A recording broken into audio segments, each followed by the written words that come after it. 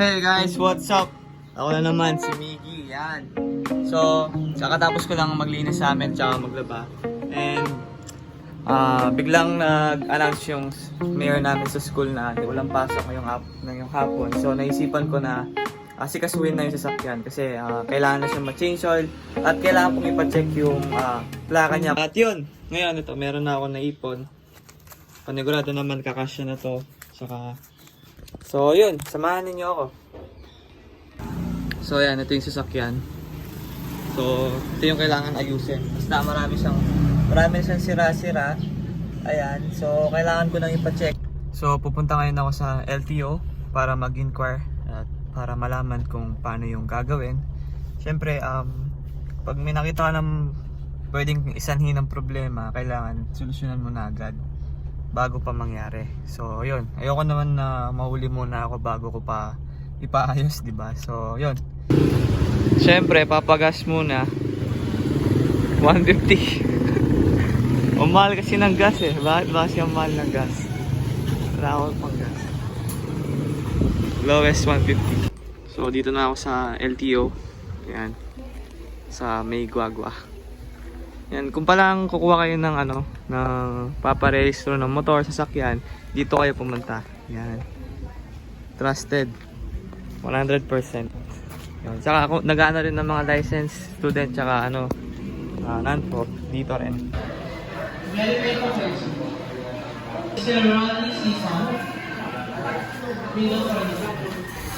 So yun, sabi dito sa LTO, hindi pa daw nire-release yung bagong plaka. So papabayaan ko na muna, tapos bibili na lang muna ako ng cover para hindi lalo masira yung plaka.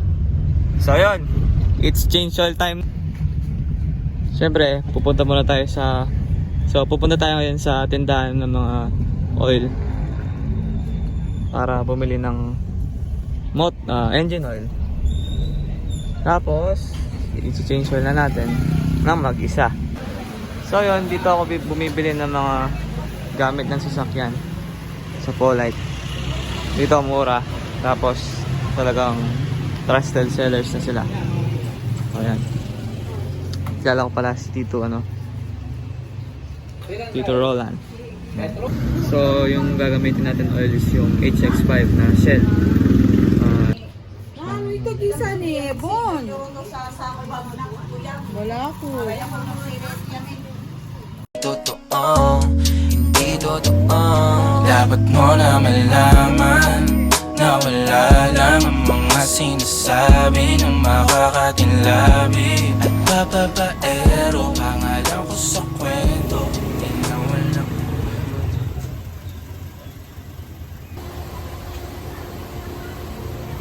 So pilit na ako na siya para kapag i-change oil ko na siya, hindi na ako maglilipat ng lugar. So syempre alamin ko muna kung ilan oil. Hindi yan. Kung gaano karami lalagay ko sa loob. Ayan. So sabi, pag counterclockwise, dun yung paalis. Loosen, counter. Tapos pag clockwise is tighten.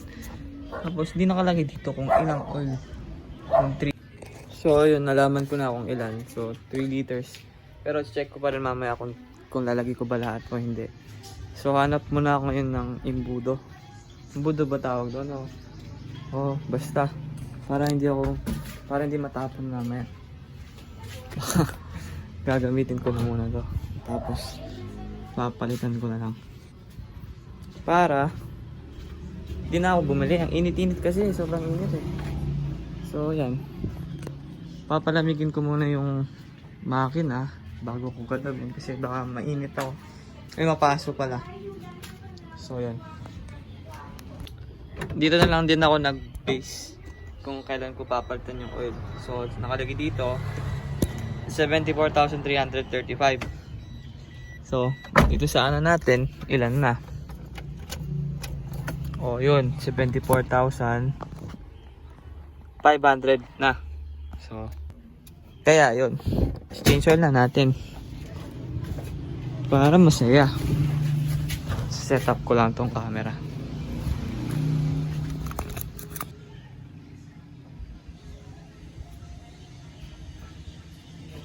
So habang hinintay kong mag-cool down yung sasakyan, sasampay ko na muna yung mga damit na nilaban ko kanina. Kasi di ko pa nasampay.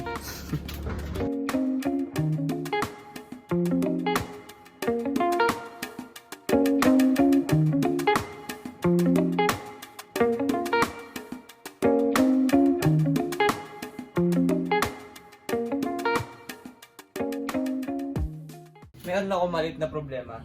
Wala akong jack. Hindi ko alam kung paano ako lulusot sa ilalim para ano yung ang oil. Bahala na.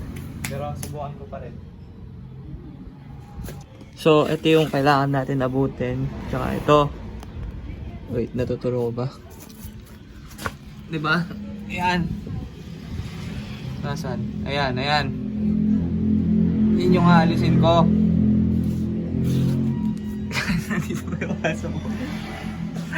Siyempre, gusto ko dito. Ayan. Ito yung aalisin ko. Kaso hindi kasi yung lalagay ko na ano. Ito yung...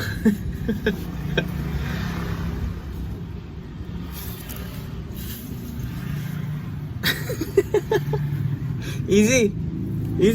Tulungan mo ako dito. Tulungan.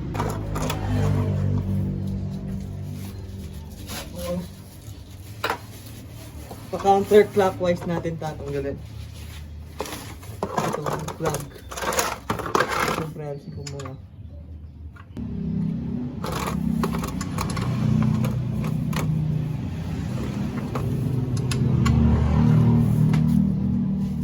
Hindi ko mapwersa. Lago.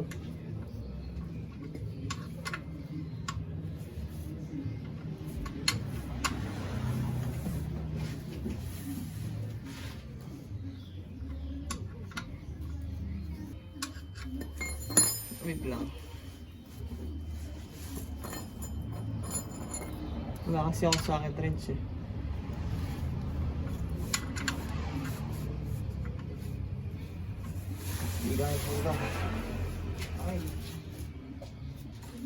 Gym na kasi ako, laki na ng katawan ko eh, hindi na ako kasi tuloy. Tama ba itong ginagawa ko?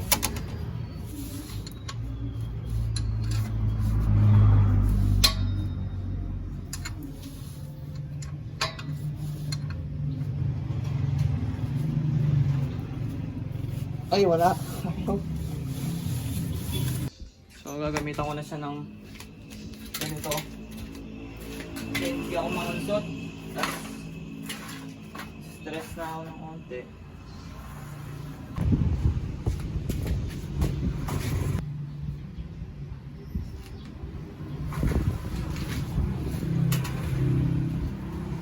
So, hanggang ngayon hindi ko pa rin natanggal. Ayan. So, magka-call a friend na ako. Pupuntahan ko si Miko. Manghiram ako ng gamit. Dungis ko na. So, ito na guys. Yan si Miko. Yan.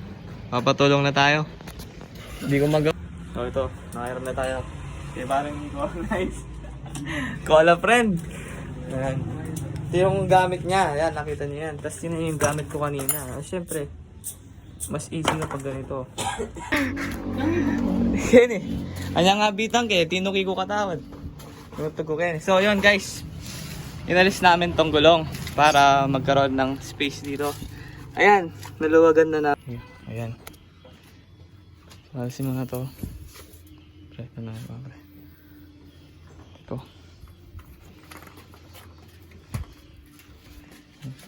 Ito.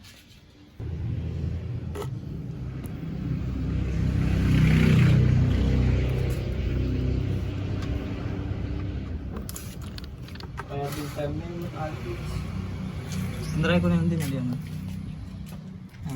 Tumilat.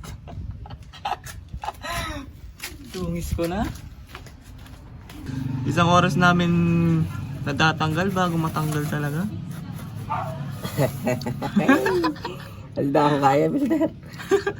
Na? Alda ko, Bilder. Atin no. Baka ready tayo na kami. So ito na yung lumang oil. Tapos ito yung oil filter na luma. Tapos ito na yung bago. Yan. So, set up na natin. I-ready na natin. Tapos, lalagyan na natin itong mga bagong oil na pinili natin. Yan. So, yan. Siyempre, kapag magpapalit ng oil filter, kailangan lalagyan ng oil dito para hindi siya mag-stuck. I mean, para malubricate yung part na to. Tapos, hindi siya madidikit doon sa mismong lalagyan.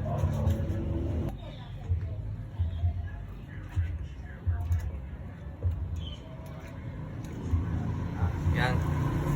Nalagyan na tayo ng konti. Tapos, kamay. Kamay mo ng ganyan, tapos lalagyan dito.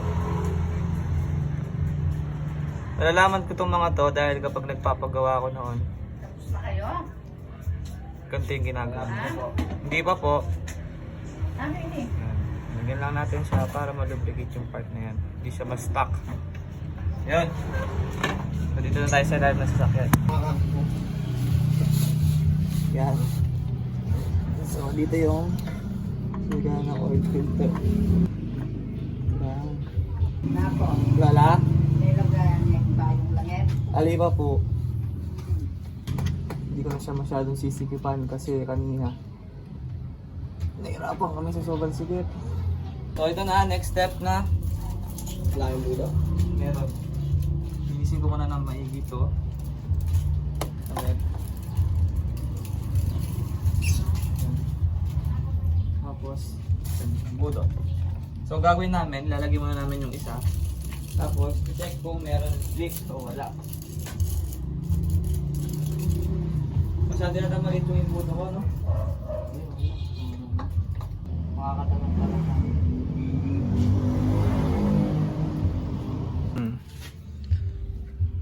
Tanda.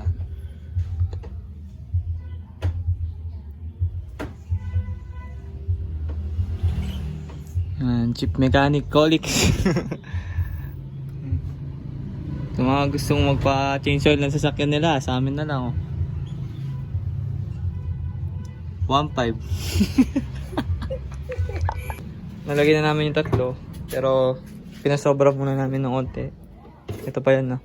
Para if ever kung sobra na pala, hindi na namin lalagay yun. Pang re-refill na lang in case. So, sa start ko muna. Mapando rin, ah.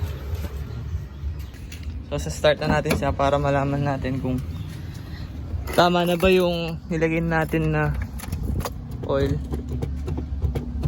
Yan. Baka yan.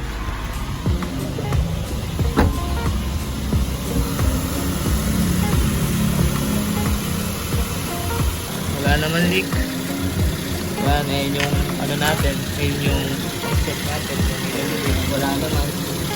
So, masasabi natin na it's a successful operation. Chick mechanic Miko. So, ready. Alam ko na ngayon na hindi ko kaya na ako pa lang mag-isa. At least meron call a friend. No, pre? Chick mechanic. So, tapos na yung sasakyan. Naging successful naman. Wala naging problema. Salamat kay Miko Guerrero. Yan, kaibigan ko. Siya ang call a friend ng araw na to. So, yun. Thank you for watching.